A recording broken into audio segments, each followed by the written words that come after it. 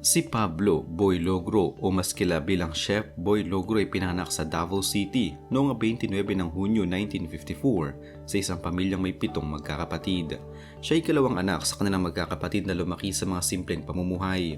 Ang kanyang pinanggalingan ay isang pamilyang ang kabuhayan ay nakasalalay sa pangisda. Isang uri ng buhay na nangangailangan ng sipag at pagtsatsaga upang makaraos sa araw-araw na pangailangan.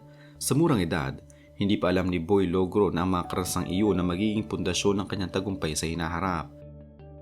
Marahil ay hindi mo inaasahan na ang isang batang lumaki sa ganitong kapaligiran ay makakatagpo ng daan tungo sa international na entablado ng culinary arts. Ang simpleng pagpupunyagi na makita ang bawat araw na puno ng oportunidad ay siyang unang hakbang sa kanyang pag-angat. Hindi tumapos ng kolehiyo si Boy Logro subalit hindi ito naging hatlang sa kanyang pag-angat sa buhay. Lumaki siya sa lugar kung saan wala siyang madaling akses sa mataas na edukasyon, ngunit ang kanyang likas na hilig sa pagluluto ay nagsimula nang siya ay maging kabataan pa lamang. Bagaman siya ay tanyag sa telebisyon at kilala bilang Chef Boy Logro, hindi nawawala ang kanyang papel bilang isang asawa at ama. Ang buhay niya sa labas ng kamera ay puno rin ng mga karanasan na nagbigay hugis sa kanyang pagkatao. Ang kanyang personal na buhay ay ginagamitan ng maraming halaga at prinsipyo na kanyang pinapahalagan sa araw-araw, tulad ng pagtututok sa pamilya, pagiging mapagpakumbaba at ang paggalang sa pinanggalingan. Sa kanyang mga panayam, madalas niyang ibinabahagi na naniniwala siya sa pagpapahalaga sa pamilya at sa pagmamalasakit sa mga taong pinakamalapit sa kanya. Ang kanyang personal na buhay hindi drama. Ito ay buhay na puno ng mga pang-araw-araw na gawain at mga bagay na nagbibigay direksyon sa kanya. Ang unang pagkakataon na nakapasok si Boy Logro sa mundo ng pagluluto ay hindi agad naging malinaw. Subalit unti-unting nabuo ito habang siya ay lumalaki at nagtatrabaho sa iba't ibang lugar ng kusina. Marami siyang pinagdaan ng hanapbuhay na nagpatibay sa kanyang kasanayan sa pagluluto bago pa man siya nakilala bilang isang chef. Ayon sa ilang tala, siya ay nagtrabaho sa edad na 13 taong gulang bilang isang houseboy sa isang Chinese restaurant sa Quiapo, Maynila, kung saan ang mga gawain niya ay karaniwang paglilinis ng lugar, paghuhugas ng pinggan at iba pang mga gawain kaugnay ng kusina. Si Chef Boy Logro ay nag-enroll sa AMA Computer College sa Pilipinas, isang institusyon na nakatuon sa technical at vocational training, subalit hindi niya natapos ang kanyang kolehiyo. Ang kanyang kaalaman at galing sa pagluluto ay higit na nagmula sa praktikal na karanasan sa kusina, trabaho at aktwal na pagsasanay kaysa sa formal na edukasyon na akademya. Makalipas ang ilang taon, noong 1975, siya ay tinanggap bilang isang dishwasher sa Astral Villa, isang restaurant sa Makati. Sa mga unang araw niyang trabaho, siya ay naging tahimik na tagapaglingkod at tagapag-ayos ng kusina, subalit dahil sa kanyang sipag at kumpiyansa, nagumpisa siyang matutong magnasa ng mga luto at proseso ng kusina. Sa pagdaan ng panahon, ang kanyang talento at dedikasyon ay napansin ng mga nakatataas sa kusina at siya ay tinaas mula pagiging dishwasher hanggang sa maging assistant chef at kalaunan ay chef de partie sa Baywalk Park Plaza sa Maynila. Hindi naglaon dahil sa kanyang galing at sa pagpapakita ng tunay niyang hilig sa kusina, isang banyagang bisita sa hotel ang humanga sa kanyang nilutong pagkain at inanyayahan siya mag-apply bilang sauce chef sa Oman, sa palasyo ng Sultan Qaboos bin Said Al Said. Ito ang naging malaking pag-angat sa buhay niya dahil dito niya naramdaman ang tunay na propesyon ng pagiging chef at ang lawak ng posibilidad na maabot ang international na entablado ng culinary arts.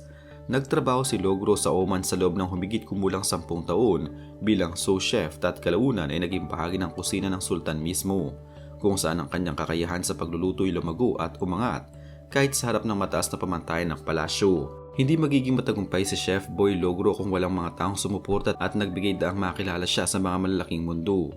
Isa sa mga taong may pinakamalaking impluwensya sa kanyang pag-angat ay ang kanyang mentor na si Val Gonzaga, isang chef sa Astral Villa noong siya ay nagsisimula pa lamang bilang dishwasher. Ayon sa kanyang mga pahayag, si Val Gonzaga ang nagturo sa kanya hindi lamang ng mga teknik sa kusina, kundi pati ng kahalagahan ng trabaho at respeto sa propesyon. Ang suporta na ibinigay ng kanyang mentor ay hindi lamang sapat dahil tinulungan din niya itong matuto at magtiwala sa sarili bago pa niya narating ang mas mataas na antas ng culinary career. Bukod kay Val Gonzaga, marami rin siyang mga nakatrabahong chef at kasamahan sa iba't ibang bansa na nagbigay ng iba't ibang estilo at pananaw na nagpayaman sa kanyang culinary repertoire. Dahil dito, ang kanyang pagluluto ay hindi naging stagnant kundi lumago at mas naging malikhain at global. Ang pagsulpot ni Chef Boy Logro sa telebisyon ay isang malaking hakbang sa kanyang karera at nagbigay dang sa mas maraming Pilipino na makilala ang kanyang kakayahan.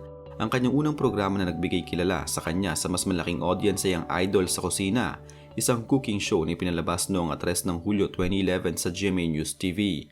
Sa programang Idol sa Kusina, ipinakita niya ang kanyang kasanayan sa pagluluto sa paraang madaling sundan ng mga manonood, pati na rin ang kanyang masiglang estilo ng pagpapaliwanag. Pagtapos ng tagumpay ng Idol sa Kusina, siya rin ang host ng palabas na Chef Boy Logro Kusina Master na unang ipinalabas noong 2 ng Enero 2012 at tumagal hanggang 9 ng Mayo 2014 na may kabuang mahigit 600 episodes. Noong 2026, si Chef Boy Logro ay nanatiling isang mahalaga at respetadong pangalan sa culinary industry sa Pilipinas. Hindi dahil siya isang regular na host tulad ng dati, kundi dahil sa kanyang malawak at mas malalim na kontribusyon sa negosyo, edukasyon, mentorship at pagpapalago ng food community sa bansa. Sa edad na 70, ang kanyang profesional na buhay ngayon ay mas nakatuon sa pagpapalago ng brand, edukasyon at culinary empowerment kaysa sa pagiging bida sa telebisyon.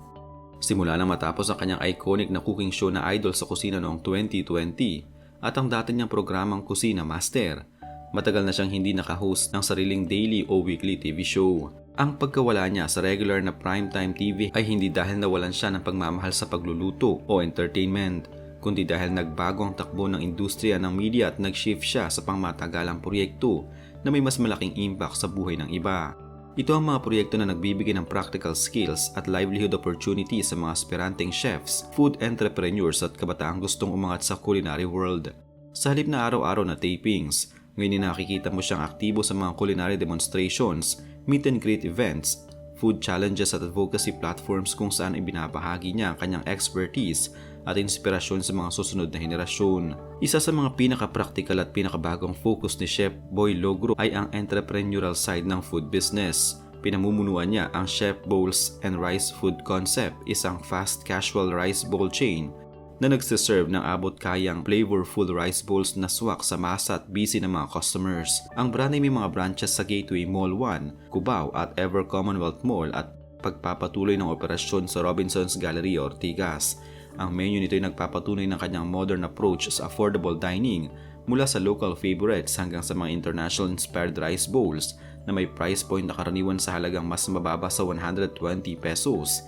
Isang malinaw na estratehiya para ma-serve ang mga estudyante, empleyado at mga naghahanap ng mabilis ngunit masarap na pagkain.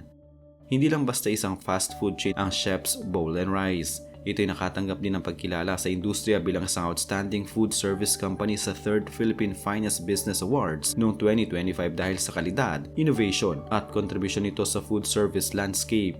Mas malaki ang puso ni Chef Boy Logro sa paghubog ng susunod na henerasyon. Siya ang presidente at master trainer ng Chef Logros Institute of Culinary and Kitchen Services o CLICS, isang culinary school na TESDA accredited at pinamamahalaan din ng kanyang pamilya. Sa CLICS, ang mga estudyante ay natututo hindi lamang ng cooking fundamentals kundi pati na rin ng professional kitchen management at business basics. Ang school ay bahagi ng kanyang legacy sa edukasyon at sa pagbibigay ng oportunidad sa mga kabataan na gustong magkaroon ng mahuhusay na skills sa culinary. Dagdag pa rito, noong Oktubre 2025, pinangunahan niya ang pagbubukas ng Easy Brand's First Easy Training Center, isang bagong culinary training hub na naglalayong pagsamahin ng practical na cooking skills, business-oriented learning at mentorship para sa food professionals at food entrepreneurs. Sa facility na ito, hindi lamang basta pagluluto ang itinuturo, may specialized workshops sa culinary operations, modern cooking techniques, beverage skills tulad ng specialty coffee at mocktails, at menu development na naka-adjust sa pangailangan ng merkado. Ang pagtutok ni Chef Boy sa training center ay nagpapakita rin ng kanyang pananaw na ang culinary world ay hindi lang basta pagluluto kundi pagbuo ng sustainable livelihood at entrepreneurship. Sa personal na buhay, nabanggit din niya sa mga interviews na malaki ang naibibigay sa kanya ng oras kasama ang pamilya at ang kanyang farm life, kung saan siya nagre-relax at nakakatanggap ng inspirasyon sa mga simpleng bagay habang pinaplanong mapalago pa ang kanyang mga proyektong nagbibigay aral sa iba.